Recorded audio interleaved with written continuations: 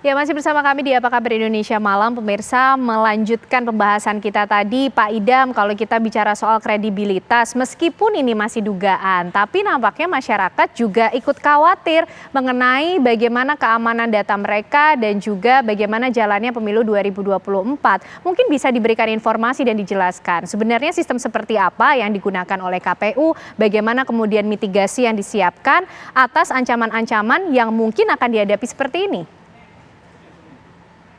Sebelum tahapan dimulai, ya KPU juga sudah mempersiapkan membentuk gugus tugas keamanan sistem informasi yang digunakan oleh KPU. Itu sebagai komitmen KPU untuk memastikan bahwa seluruh sistem keamanan, sistem informasi yang digunakan oleh KPU itu dalam kondisi yang aman ataupun terproteksi. Itu komitmen kami. Dan tadi Mbak Titi dengan jelas menjelaskan bahwa memang KPU di tengah era disrupsi digital ini berupaya untuk melakukan internetisasi tahapan dalam rangka memberikan pelayanan kepada para pemilih atau publik dengan tujuan agar pemilunya menjadi partisipatif.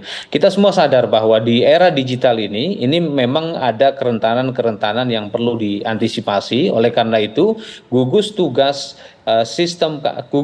keamanan sistem informasi KPU juga terus memberikan masukan-masukan dan memperkuat software keamanan yang dimiliki oleh KPU. Oke. Ya, terkait dengan situasi ini ya kami saat ini masih terus mendalami dan ini juga menjadi sebuah pelajaran penting bagaimana ke depan untuk terus lebih baik. Oke, sampai sejauh ini progres penyelidikannya seperti apa Pak Idam? Butuh waktu berapa lama lagi untuk KPU kemudian bisa memastikan bahwa data pemilih ini tetap aman, hacker ini tidak bekerja melakukan peretasan? Prinsipnya apabila nanti dari gugus tugas keamanan sistem informasi, gugus tugas keamanan siber sistem informasi KPU telah menyelesaikan penyelidikan ini, ya nanti segera akan disampaikan kepada publik. Sebagaimana yang disampaikan oleh Ketua KPU RI, apabila sudah selesai melakukan penyelidikan digital ini, ya, kami akan segera sampaikan ini kepada publik. Oke, Mas Ruby, kalau kira-kira Mas Ruby melihatnya, sistem yang digunakan KPU ini sebenarnya apakah kurang sempurna sehingga masih ada celah bagi hacker ini bisa bekerja? Ya. Memang theoretical ada disebut tidak ada sistem komputer yang pasti aman 100%. Yang ada adalah kita bisa mengoptimalkan keamanannya. Nah, pertanyaannya dibalik adalah apakah sistem KPU itu sudah optimal keamanannya? Apakah tidak ada celah-celah sama sekali yang umum yang gampang diakses oleh pihak lain? Terus apakah juga ada pemonitoran 24 jam yang benar-benar komprehensif, bukannya hanya disiapin software, hardware, cuman disiapin layar, tapi benar tidak ada yang memonitor, tidak ada alert secara pasti. Nah, dari sini dari kebocoran informasi ini yang disebutkan oleh pelaku di forum online tadi, itu bisa menggambarkan tadi saat KPU bilang belum tentu ini punya data KPU. Nah, yang kita tanyakan kembali adalah situs Sidali kenapa tulisannya under maintenance sejak 2 hari kejadian ini gitu. Nah, mestinya logika kita ya berarti sistem tersebut yang bermasalah sehingga itu sempat di maintenance dulu. Tapi sistem maintenance ini akhirnya membuat tambahan informasi lagi buat kita, insight tambahan baru adalah bahwa under maintenance itu memperlihatkan, mengesankan bahwa KPU belum memiliki mitigasi yang proper untuk mengatasi resiko peretasan sejenis ini, sehingga tampilannya hanya disebut under maintenance. Itu very inilah very low tech sekali lah, alias terlalu amatir lah untuk sebesar instansi KPU ini menampilkan situs under maintenance tapi berdalih tidak bocor, masukin situs under maintenance saja. Mestinya sih menurut saya kurang tepat lah hal tersebut. Artinya ada level sistem atau fungsi dari sistem yang lebih bisa dioptimalkan, lebih sempurna lagi sehingga memperkecil resiko terhadap ancaman yang bisa masuk? Betul. Simpelnya adalah kalau yakin nggak bocor, mesti sistem itu nggak ada tulisan under maintenance. Itu satu.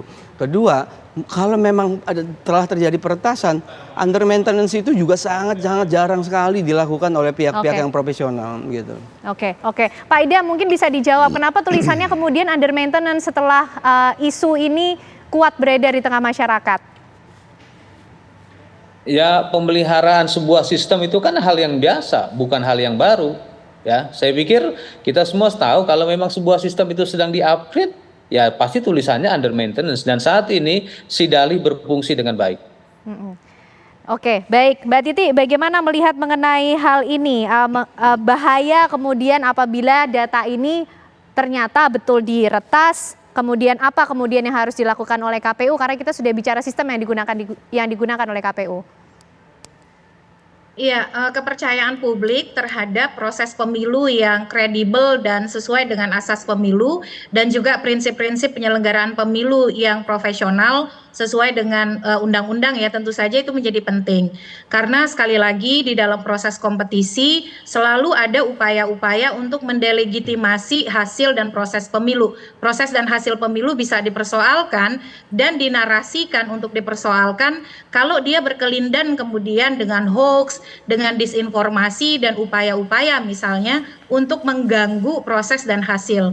Nah, oleh karena itu memang hal-hal yang bisa mempengaruhi kepercayaan publik dan keraguan publik terhadap performa dan profesionalitas KPU itu harus sebisa mungkin diantisipasi.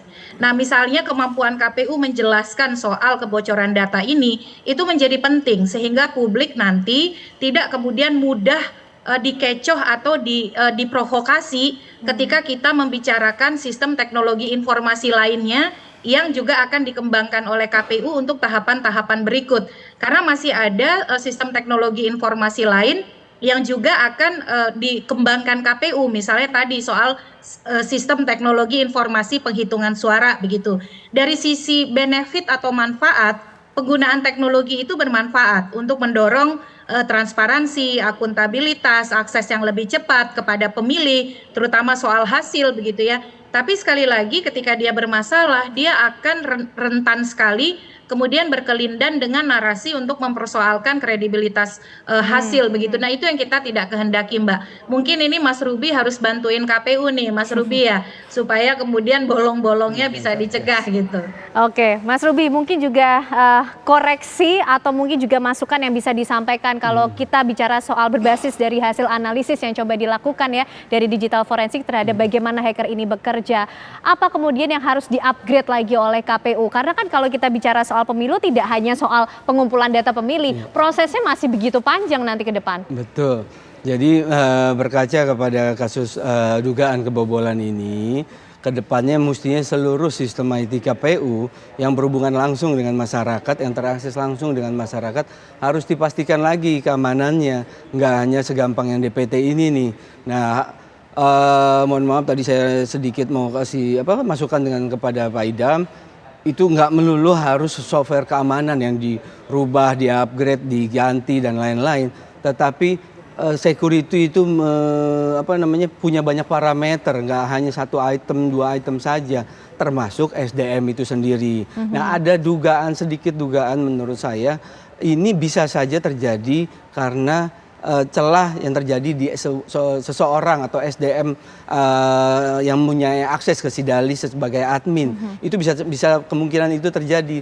Nah, jadi kedepannya ini mesti dipastikan kembali ini, dites ulang, dipastikan ulang, dilakukan penetration testing ulang, dilakukan reverse engineering source code-nya semuanya agar memastikan nggak ada lagi celah-celah yang terlalu gampang bisa diakses oleh peretas, lalu terjadi lagi sebuah kebocoran ataupun nanti misalnya terjadi lagi jangan sampai ya gitu misalnya terkait perhitungan hasil pemilu nantinya. Nah, hal-hal inilah yang perlu dipastikan lah, sistem IT KPU itu benar-benar harus dipastikan keamanannya mengacu kepada dugaan kebobolan ini. Pak Idam menjamin sekaligus memastikan bagaimana KPU ini berkomitmen untuk melakukan monitoring dan juga evaluasi dari sistem yang digunakan, ancaman bahaya yang bisa saja dihadapi, termasuk resource yang ada, baik itu human resource-nya maupun device yang digunakan. Ya, kami tegaskan bahwa semua sistem informasi yang digunakan KPU itu adalah alat bantu. Tadi Mbak Titi juga sudah menjelaskan hal tersebut. Ya, nanti misalnya pada saat pemungutan penghitungan suara serta rekapitulasi, KPU akan menggunakan aplikasi Sirekap. Sirekap juga alat bantu, Sidalih juga alat bantu. Jadi semua sistem informasi adalah alat bantu. Nah, tapi tentunya KPU karena KPU punya slogan KPU melayani, dalam konteks itu KPU akan terus memperbaiki diri bagaimana semua sistem informasi itu dalam kondisi aman, terproteksi dari serangan berbagai aksi-aksi peretasan. Dan selama ini memang seringkali terjadi, tapi selama ini pula sistem informasi KPU masih dalam kondisi aman ya, dalam kondisi terproteksi ya. Ya tentunya apa yang disampaikan dalam forum ini juga akan kami highlight betul ya, bagaimana seharusnya ke depan sistem ini akan menjadi lebih baik lagi, dan yang jelas hari ini masih dalam bentuk dugaan dan KPU masih melakukan penyelidikan. Oke, berarti kita tunggu secepatnya bagaimana hasil penyelidikan dari KPU untuk kembali Tapi saya mau ada memastikan tambahan sedikit ya, saja, Mbak Ini Titi, kan sedikit soal singkat. keamanan publik ya. Jadi negara juga harus merespon dengan jelas dan tegas bagaimana proteksi dan perlindungannya kepada data pribadi warga yang bocor tersebut gitu ya. Karena luar biasa kan dampaknya bukan hanya kepada personal lalu diperbaiki dan selesai, tetapi sangat mungkin kemudian ada penyalahgunaan dari sisi finansial ataupun hal-hal yang berkaitan dengan kepentingan hukum yang bisa merugikan warga negara. Jadi dalam konteks ini menurut saya apa yang kemudian menjadi solusi dari negara atas kebocoran data itu juga harus dijelaskan dengan baik dan meyakinkan kepada masyarakat. Oke, tentu ini tugas bersama, perlu sinergi, tapi kita tunggu bagaimana komitmen dari KPU, kehadiran negara juga untuk mengawasi hajatan besar dalam pemilu 2024 ini. Terima kasih Mas Ruby, Pak Idam, dan juga Mbak Titi sudah bergabung bersama kami malam hari ini di Apa Kabar Indonesia Malam. Putri Viola dan juga pemirsa, perbincangan tadi sekaligus menutup kebersamaan kita di Apa Kabar Indonesia Malam hari ini. Betul sekali Ken, dan jangan lupa pemirsa setelah jeda berikut ini Anda bisa menyaksikan Indonesia Business Forum. Akhir kata saya Putri Viola pamit. Dan saya Ken Anda serta teman-teman yang bertugas mengucapkan terima kasih atas kebersamaan Anda. Selamat malam. Sampai jumpa.